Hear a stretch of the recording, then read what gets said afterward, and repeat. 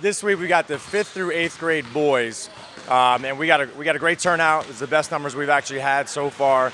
We got kids that are working hard. We're in the middle of doing some stations right now where we teach a lot of drills. So one of our main goals, we have really two main goals in our camps, is to, number one, make sure they have a ton of fun, and number two, make sure they're learning things instead of we're not just playing knockout, we're not just playing nonsense games. But we want them to enjoy themselves. It's a summer camp. We want them to walk away with drills that they can do at home by themselves to get better for next year and be a better basketball player. Now, Brian, I've known you for a long time. You kind of think out of the box when it comes to basketball training. Take us through some of these stations that might be different than the run-of-the-mill camp. Sure. I mean, we do some standard stuff. You know, I'm a big proponent of stationary ball handling drills, whether it's 1 balls, 2 balls. But we also do a lot of work with cones. We do a lot of creative work. Whether it's combination one-on-one moves, whether it's different types of boxing out moves. So the bottom line is what we try to do is give the kids something that they haven't seen before, keep them on their toes, keep our coaches on our toes, keep it creative and fresh and new and exciting for everybody. But again, also drills that are effective and that are doing the job instead of just, bells and whistles and nonsense just because it looks cool. These are drills that some of them do actually look pretty cool, but they're effective and they're exciting at the same time. Take us through a typical day here. You get the kids here at 9, then what do you guys do? Yeah, we do a stretch and warm up first. We do a lot of ball handling drills early, bang those out, get them out of the way. We go into stations, whether it's shooting, rebounding, defense, boxing out, a litany of basically basketball skills. Then we'll have a quick water break. We'll typically do a few different contests that will test out the skills that they've just learned. So we like taking the things that we're teaching them and putting them right into use and saying, hey, this is where you can use the crossover. This is where you can use the inside out move. This is where you got to box out and then go after the basketball instead of vice versa. We played some games, some competitive games as well.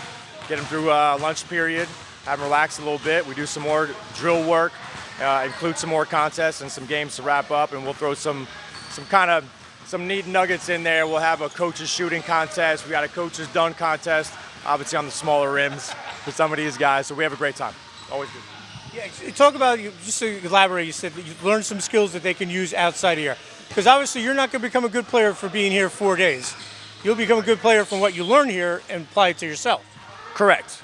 If you just take what you're learning and do nothing with it, then it's just a fun week at camp. But our goal is to have a fun week at camp, a memorable week at camp, have the kids forge some new relationships as well, but become better basketball players. So a lot of the things that we give them are things that they can do on their own or even with one partner. It's not a ton of team drills because you can't practice that solo on your own. And anyone will tell you, any good basketball player, any great basketball player will tell you have to do work on your own in the summertime. And so you need the tools and the drills to be able to accomplish that. And that's one of the things we try to do is give them those tools, give them those drills, give them the mentality on how you get from point A to point B to point C to point D and really maximize the potential that you have. You mentioned before coaches, you got some people, recognizable names here. Just tell everyone who's helping you out this week. Yeah, we got Zach Frick, who's always been around, who's a Sparta graduate, 1,200-point scorer, becoming a very, very outstanding player at William Patterson, coming up on his senior year.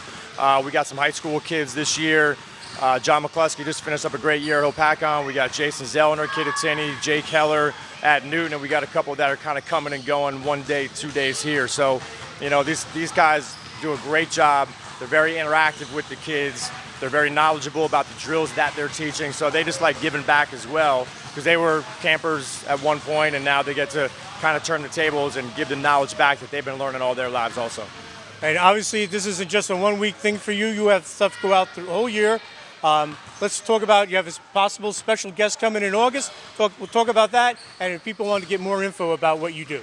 Yeah, we're pumped about this. I've never done this before because I'm not a big fan of bringing in big time names because it's a kind of grab and dash type of thing a lot of the times where they're just coming in, saying hi and leaving. But we've got Kenny Anderson coming in.